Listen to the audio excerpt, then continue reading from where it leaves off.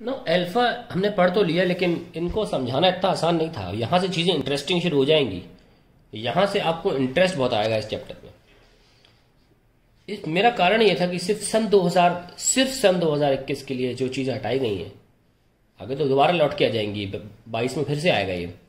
11th के students जो 12th में आ रहे हैं जो ये देखेंगे, इनके लिए ज़रूरी है। ये भी रीज़न था मेरा, लेकिन एक और रीज़न था, इवन दो ये आपके सिर्फ बोर्ड एग्जाम में नहीं है, जेई में है, हर जगह है, पर सिर्फ बोर्ड एग्जाम में नहीं है, इस वजह से आपको छोड़ना नहीं चाहिए। बहुत इंटरेस्टिंग चीज़ है। हम देखेंगे आगे जाकर कि अल्फा निकल क्यों रहा है, और इतना आसान नहीं था समझाना इसको। आपको जैसे जैसे कहानी आगे बढ़ेगी बहुत मजा आएगा। तो कहानी शुरू करते हैं। सबसे पहले देखते हैं अल्फा पार्टिकल एमिशन। देखिए होता क्या है, हमारा न्यूक्लियस जो है करीब करीब A=210 के बाद काफी साइज में बड़ा हो जाता है। साइज में बड़ा होने की वजह से हम जानते हैं कि न्यूक्लियर फोर्स जो होता है वो शॉर्ट रेंज फोर्स है। एक छोटे दायरे में ही ये अपने न्यूक्लियस को अट्रैक्ट कर सकता है, अट्रैक्टेड रह सकता है और न्यूक्लियस को बनाए रख सकता है। हालांकि बाद में अगर दूर चले जाए तो यहां पे सिर्फ इलेक्ट्रोस्टैटिक फोर्स होता है। And we also know that electrostatic force is not a short range force is not a short range force. It can act over long distances, और यही वजह है कि सिर्फ ये 10⁻⁻15 फर्मी के बाद, मतलब इससे ज़्यादा डिस्टेंस होगा तो न्यूक्लियर फोर्स नहीं लग पाएगा बाकी के न्यूक्लियस, मतलब इन पे तो न्यूक्लियर फोर्स निल है एक तरह से, है कि नहीं। So in that case when nucleus becomes larger,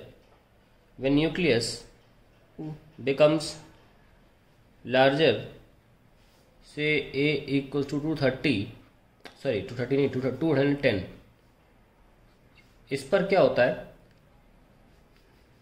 the nuclear force becomes less dominant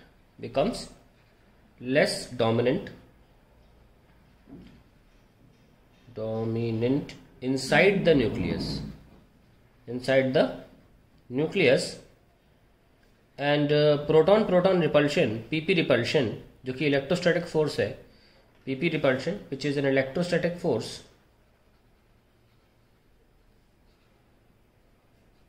begins to govern। ये बात याद रखें कि हमारा इलेक्ट्रोस्टैटिक फोर्स जो था वो सिर्फ 1/100 टाइम्स ऑफ न्यूक्लियर फोर्स था, जो बहुत ज़्यादा फर्क नहीं है। थोड़ा डिस्टेंस बढ़ने पर 1/100 डोमिनेट हो जाएगा, ये ज़्यादा हो जाएगा क्योंकि तो लॉन्ग रेंज फोर्स है। और इसकी वजह से क्या होता है, न्यूक्लियर अपने साइज को छोटा करने की कोशिश करता है। Hence nucleus releases alpha particle to reduce the number of nucleons and attain stability। और ये कह सकते हैं in order to reduce its size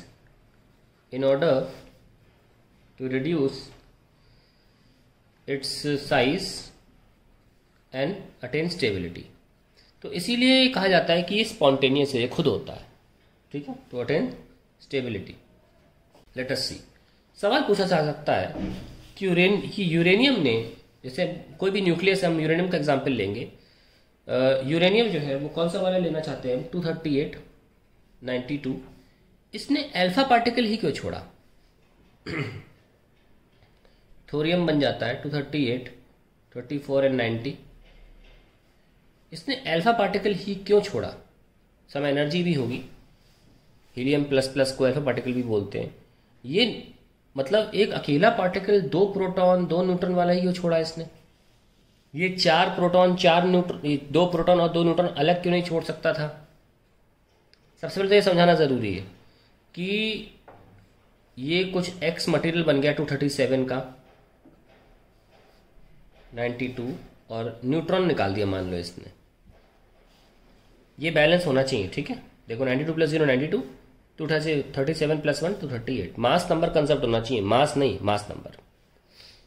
Q से हम एनर्जी लिबरेशन को दिखाते हैं। खैर, कहने का मतलब ये है कि यूरेनियम ने इकट्ठा एक 4 का बल्क क्यों छोड़ा, एक अकेला न्यूट्रॉन एक अकेला प्रोटॉन क्यों नहीं छोड़ा, पहले हमें बताना पड़ेगा ये, क्योंकि आफ्टर ऑल अल्फा भी तो बना उन्हीं से है।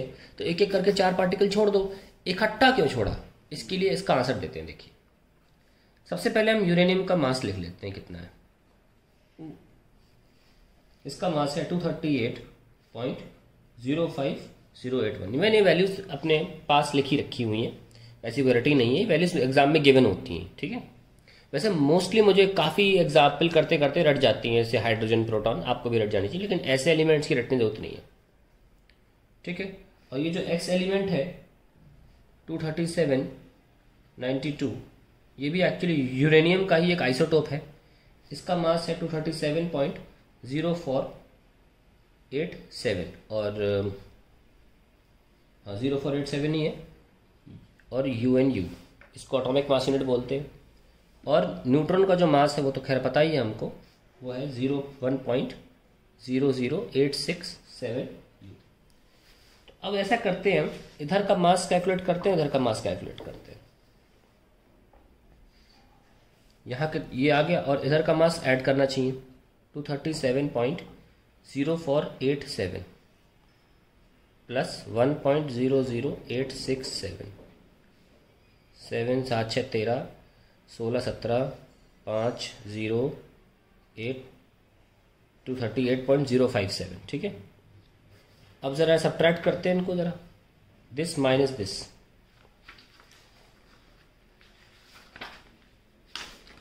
238.05081, 238 मास ऑफ यूरेनियम 238 वाला 0.05081 minus mass of product, that is 238.05737 आप देख सकते हैं कि ये नंबर बड़ा है, हमारा प्रोडक्ट बड़ा है। ये कैसे पॉसिबल है? आपको बताया था मैंने कि अगर आप बाहर से एनर्जी दोगे तभी पॉसिबल है कि आपके प्रोडक्ट का मास ज़्यादा हो। Mass of product greater then mass of reactant. Mass of या रिएक्टेंट तो नहीं है, इसको बोलते हैं पेरेंट न्यूक्लियस। पेरेंट न्यूक्लियस ये सिर्फ तभी पॉसिबल है जब बाहर से एनर्जी दे रहे हो, और जब बाहर से एनर्जी देते हो, when energy is given from out या from external source, such reactions are called endoergic. क्या बोलते हैं? एंडोअर्जिक, क्योंकि इनमें एनर्जी लगती है। We can also say that such reactions cannot be spontaneous, है ना। such reactions या कहें फिनोमिना कि ये खुद ऐसे टूट जाए, फिनोमिना cannot be spontaneous। पर रेडियो एक्टिविटी स्पॉन्टेनियस है, तो खुद ही हो रही है। अगर बाहर से एनर्जी लगेगी तो कैसे हो जाएगा? ये नहीं हो पाएगा ना। एनर्जी भी देख लेते हैं बाहर से कितनी लग रही है। अगर इसका डिफरेंस देखें, जो हमें डिफरेंस निकल के आ रहा है मासेस में, वो निकल के आता है करीब करीब 0.00656 AMU।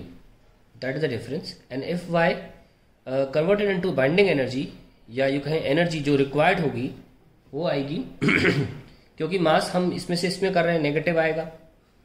मतलब हमारा पेरेंट न्यूक्लियस हल्का है और प्रोडक्ट जो है वो हमारा भारी है।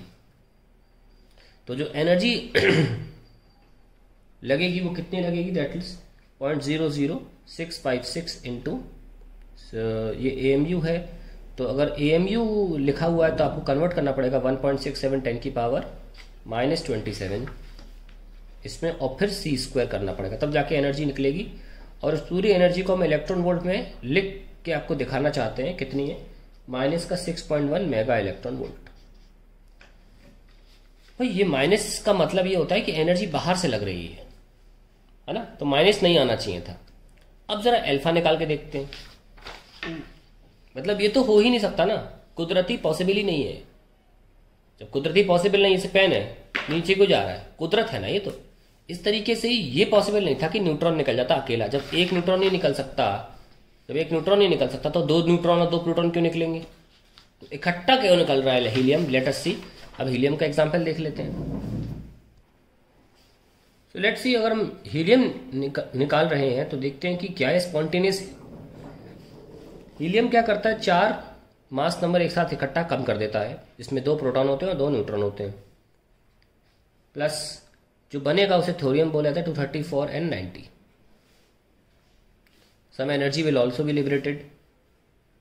यहाँ तो डेफिनेटली लिबरेटेड, वहाँ तो लग रही थी ना, यहाँ तो गड़बड़ी हो गया ना। फिर तो यहाँ तो एनर्जी लिबरेट नहीं होगी ना, हम तो ये सोच के चल रहे थे, यानी कि एनर्जी तो लग रही है। तो एंडोअर्जिक रिएक्शन, एंडोअर्जिक में क्या होता है, लग रही तो यहाँ उठा के यहाँ रख देते हो, माइनस आ जाता है। ये आपके बिल्कुल उल्टा है केमिस्ट्री के। केमिस्ट्री में माइनस तब लिखते हो जब it is a exothermic reaction. हालांकि थोड़ा दिमाग लगाओगे तो आपको रियलाइज होगा कि ये उल्टा नहीं है। एनीवेज आगे बढ़ते हैं। तो अब इसका यूरेनियम का मास तुमको पता है, पहले एग्जाम्पल से 238.05081। थोरियम का बता देता हूँ कितना, 234.04363। अल्फा का 4.00260। तो अब जरा हम रिएक्टेंट्स जो बने हैं, ये पेरेंट डॉटर न्यूक्लियाई बोलते हैं इसको, या दूसरा न्यूक्लियर और एक अल्फा पार्टिकल, इसका मास जोड़ लेते हैं।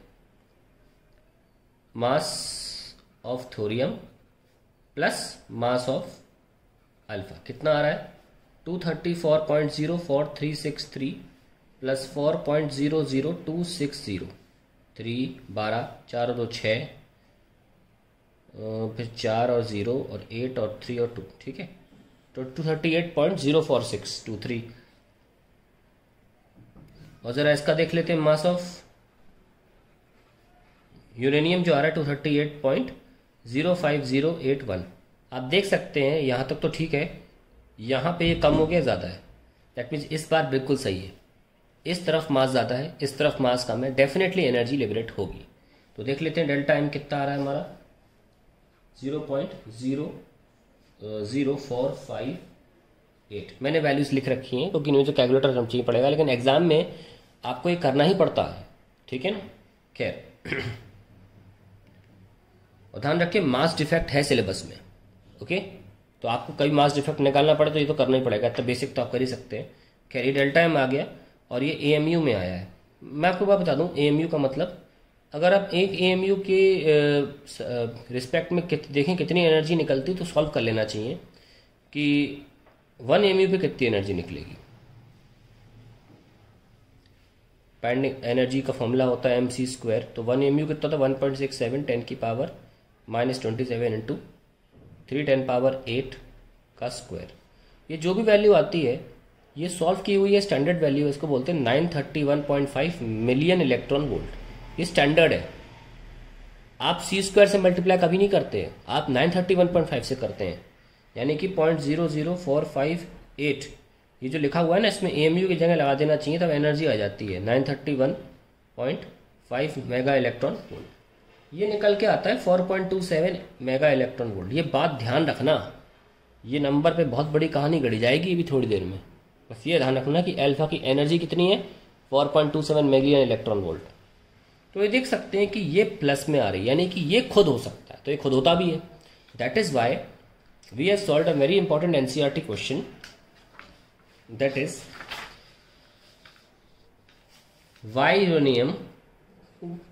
why uranium does not give out separate neutron and proton,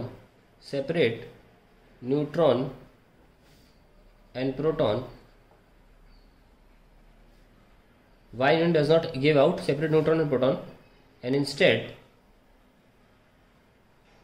gives out an alpha particle। ये एनसीईआरटी का क्वेश्चन है और उसका जो आंसर है वो मैंने आपके सामने भी किया। पहले आप न्यूट्रॉन प्रोटॉन में से कोई भी एक पार्टिकल लेकर निकालोगे, फिर आप अल्फा करके निकालोगे। तो आपको देखिएगा कि in case of emission of alpha,